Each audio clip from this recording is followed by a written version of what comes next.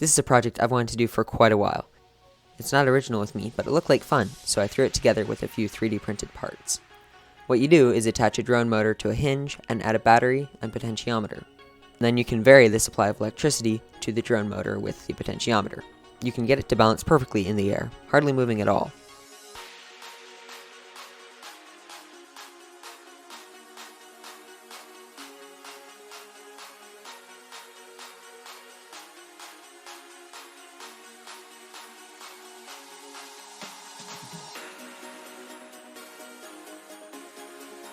You can also make it look like a perpetual motion machine by adjusting the potentiometer until the motor isn't turning, but has just enough voltage to keep turning once it's started. Then you just tap the rotor and it never slows down.